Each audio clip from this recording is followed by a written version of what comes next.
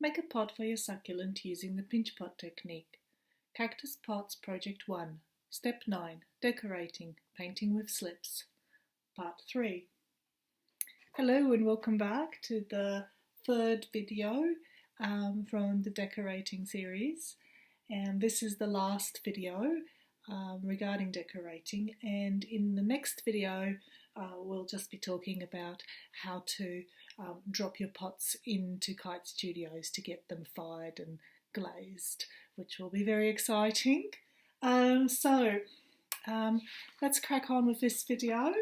So right now you should have a finished pot that's got all the trees on it, okay, if you're doing a tree design. So this is mine, and I just wanted to show you a couple of tips in case you were having any trouble with the decorating. So firstly, you might find it difficult sometimes working low down, so you can't really see what's going on at the very bottom. And of course you can fix that by turning the pot upside down. That's one solution. Then you're painting upside down, so you have to remember that that's how your design is going to be. Another way is to lift your pot up, so have like a stack of books or something, or sit on a lower chair so that you can see lower down your pot. Also, there's another technique which I've been using, where you just prop your pot up inside a towel, like so. So you saw me doing this in the last video, and then you can only work on one side of your pot at a time, because you have to make sure that this part is completely touch dry before you pick it up and turn it over. So otherwise your design will be smudged and ruined on the other side. So if you do want to do it this way, please be very careful with that. Another way that you can get around this is this is a old top from a hair care product, I think, and so I've got this here, and I've got one of these cloths, and the cloth is dry and clean, and what I'm doing is I'm just going to pop that inside my pot like so, just to protect it so it doesn't get damaged, okay, and then pop it over the top like this. So it can be a little bit wobbly on this, but what's happening here now is that the rim is above the surface that you're working on, so you can work all the way to the rim without having to turn the pot over. But if you're working this way, be careful that it's stable, and also that you've got the cloth there, because otherwise what can happen is a sharp edge on the rim of something like this can damage the inside.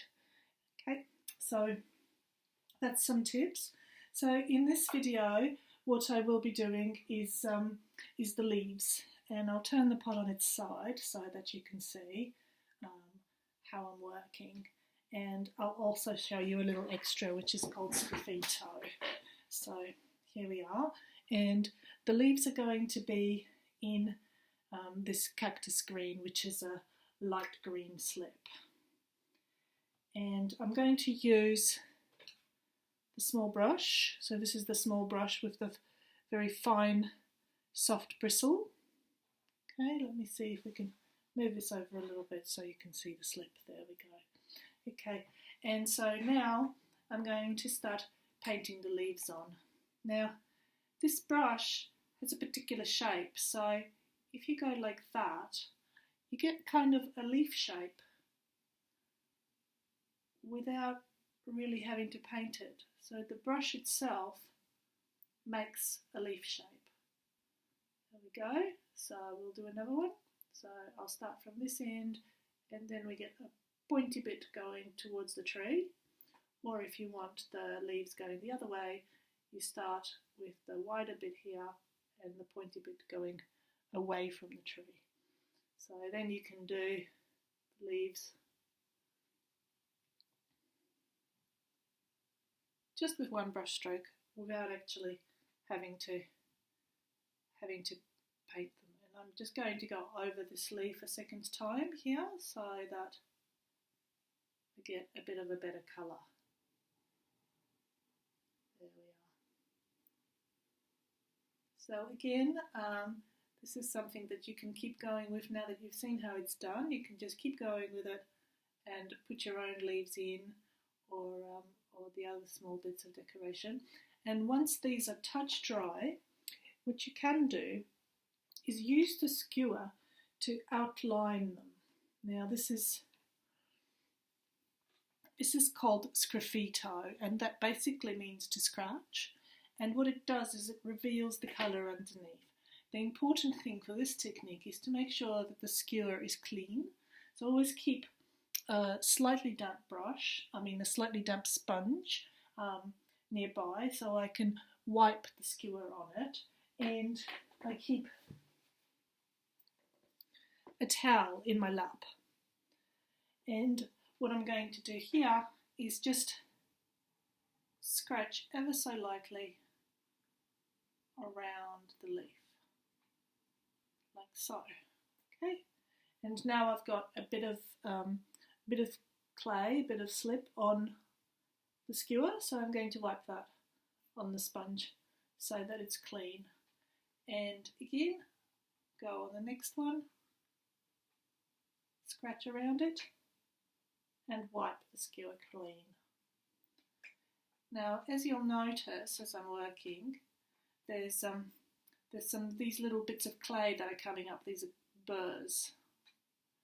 Okay, don't be tempted to try and wipe them away just yet. Okay, here what I might do is put a line through the middle of the leaf. There you go. Okay, so now what I want to do is remove these burrs without damaging my pot. And the easiest way to do that is either to wait a little while for it to dry, or to use your hairdryer and just dry it for a few seconds, like so. And because the burrs are very thin, they start to dry a lot faster than the rest of the pot, and you will see that they go a kind of white colour. And then you get the stiff bristle brush that you were using for slip in the joining video. Now, this should be dry, completely dry. Okay, so if it is at all wet, then don't use it. You need to have it completely dry, and then you can flick away the little burrs, like so. If it is wet, then it will smudge your slip.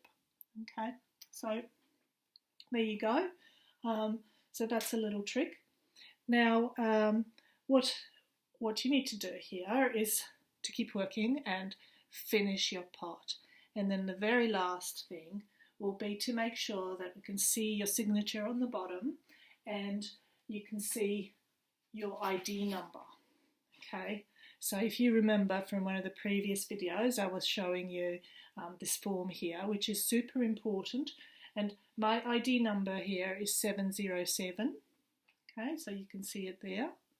Okay, and also here. So sometimes when we're working with slips, we might accidentally go over where we scratched it before. So make sure that it's on here.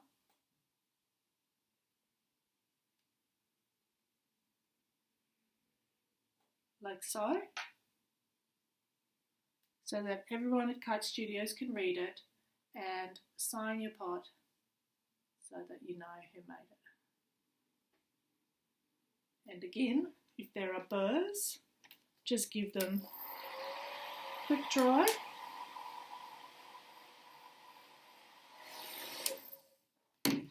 And then using a dry paintbrush, flick them away. Okay, now, as you know, these decorating techniques, of course, work whichever project you undertook with the pinch pots. So we did some with feet, and we also did one in the shape of a minion. the decorating is exactly the same for those kinds of pots as well. And I also wanted to share something else with you, which was if you needed to stop. So at some point you might be thinking, oh, you know, I've done all this decorating, but I would like to stop and have my lunch or something like that. So if you like to do that, it's a good idea to try and keep your pot damp in the meantime so it doesn't dry out too much. And for that, it's great to have a plastic box, or a plastic box with a lid, or to have, if you don't, a cardboard box will do. Okay, so you just get your plastic box like so, and get a recycling bag. So this is soft plastic that won't hurt your pot. It won't leave a mark on the pot, just as long as it is touch dry. And you put it inside your box, grab your pot, put it in here, wrap it up in the plastic, and put the lid on. And that should keep your pot damp enough to keep working on it after you've had your lunch, or maybe even the next day. But don't leave it for too long because it will still dry out inside this box. Okay?